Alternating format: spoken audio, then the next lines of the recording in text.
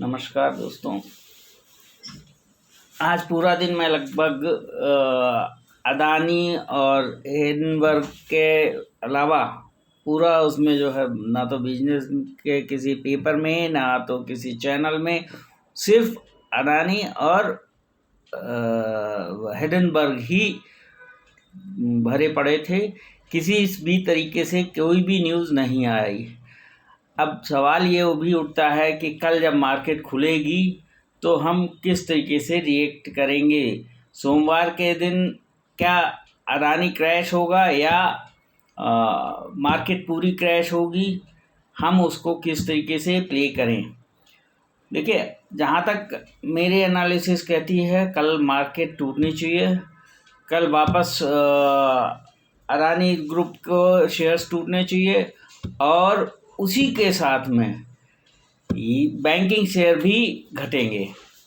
यदि ऐसा होता है तो आपको सुबह सुबह कोई भी तरीके से किसी भी तरीके से कोई रिएक्शन देने की ज़रूरत नहीं है, बिल्कुल भी कहीं फंसने की। अगर आप खरीदने जाते हैं तब भी फंस सकते हैं, बेचते हैं तब भी फंस सकते हैं।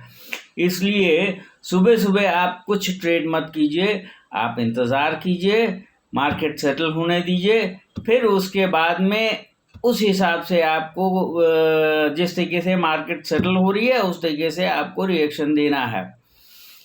फिर भी मैं रिकमेंड ये करूँगा कि अच्छी कंपनी जो FMCG सेक्टर है, ऑटो सेक्टर है, EV सेक्टर है, इनमें जो है आप ट्रेड ले सकते हैं अगर वो मार्केट गिरती है तो। अगर मार्केट ये गिरती नहीं है ज़्यादा तो आप उसे छोड़ सकते हैं। और बजट तक अगर आप शांत रहते हैं तो कोई बुराई नहीं है। बजट के बाद में आपको जो कुछ भी करना है बजट के बाद में कीजिए। बजट तक अदानी और हिंडनबर्ग भी शांत हो जाएंगे।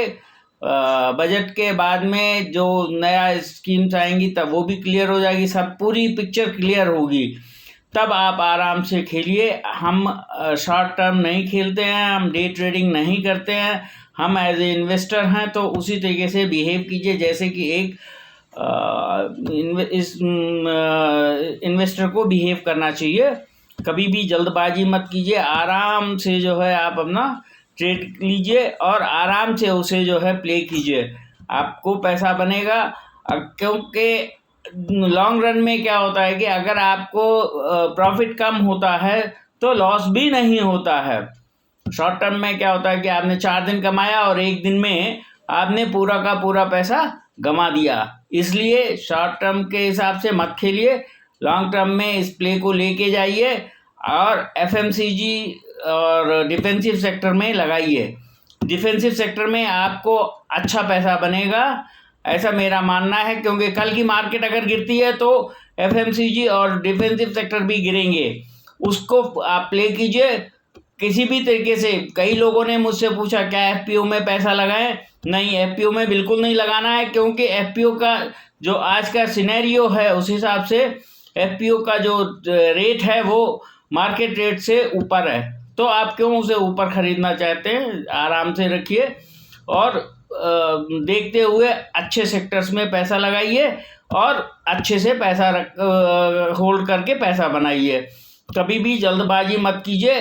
हो सकता है मार्केट और टूटे, हो सकता है बजट कुछ इस तरीके का है कि ये मार्केट एकदम से रॉकेट बन जाए और लेकिन इतना निश्चित है कि अदानी ग्रुप के ऊपर जो हिंडनबर्ग का साया पड़ा है वो उसे बहुत दूर तक कष्ट देगा और वो उतना तेज नहीं भाग पाएगा और अगर हो सकता है लड़खड़ा के गिर भी जाए। तो मैं इसी उम्मीद के साथ में कि आप अच्छे बुल रहें और लॉन्ग टर्म के लिए बुलिश रहें मार्केट में, आपको अच्छा फ़ायदा होगा। धन्यवाद।